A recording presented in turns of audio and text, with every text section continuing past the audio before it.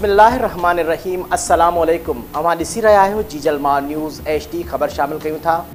भान सईदाबाद का रिपोर्ट कर रहे है आशिक मेंगल। सेवण वेझो ओठा हाले पोटरा तकरार तां हाले पोटरा बिरादरी के घर ते चढ़ाइयों करे 17 माण्हू खंबे गुम कया विया आहिनि। FIR में अॻूणे UC चेयरमैन सरदार नूर नबी हाले पोटरो खे बि नामज़द कयो वियो आहे। हाले पोटरा बिरादरी प्रेस क्लब भान सईदाबाद अॻियां बुख हड़ताली कैंप क़ाइम करे पुलिस ते धुर हुजण ऐं हाले पोटरा बिरादरी जा केस न वठण जो इल्ज़ाम हयो आहे। हाले पोटरा बिरादरी जे बुख हड़ताली कैंप ते वेठल बख्शल हाले पोटरो, मोहब्बत हाले पोटरो, अब्दुल गफूर हाले पोटरो, मोहम्मद सिद्दीक हाले पोटरो, मोहम्मद जुमन हाले पोटरो, मोहम्मद रमज़ान हाले पोटरो ऐं ॿियनि ॿुधायो त असांजी 800 एकड़ खाते रिकॉर्ड वारी ज़मीन ओठा धुर जे कब्ज़े हेठि आहे, जंहिंजा असां वटि खाता ऐं रिकॉर्ड आहिनि। 4 मार्च ते सरदार मोहम्मद खान चूणे जो वटि फ़ैसिलो रखियल हो।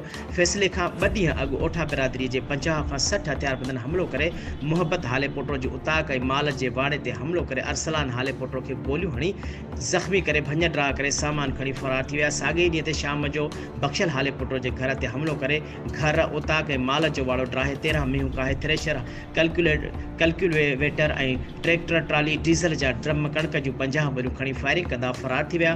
माण्हुनि खे यरगमाल कयो वियो। मोहम्मद हाले पोटरो जे थ्रेशर दौरान मोहम्मद शरीफ चांडियो, सैफल खुश्क ऐं ॿियनि हारियुनि ते हमलो करे खेनि ज़ख़्मी कयो वियो।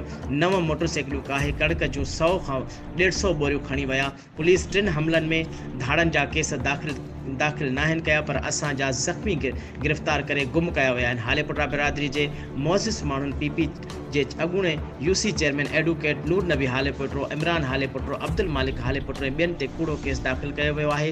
पुलिस असांजा 17 माण्हू खंबे गुम कया विया आहिनि। पुलिस जा जानिबदारी जो मुज़ाहिरो करे हाले पोटरा बिरादरी सां नाइंसाफ़ी करे रही आहे। असांजे घरनि ते चढ़ाइयूं करे चादर ऐं चौथीवारीअ जो तक़दुस पायमाल कयो वियो आहे। माही ओठा पुलिस ओठा धुर जे वंगार वहंदे ज़ुल्म करे रही आहे। हुननि चेतावनी त जेकॾहिं असां सां नाइंसाफ़ियूं बंदि न थियूं त CM हाउस वाहड़ अॻियां एहतजाज कंदासीं।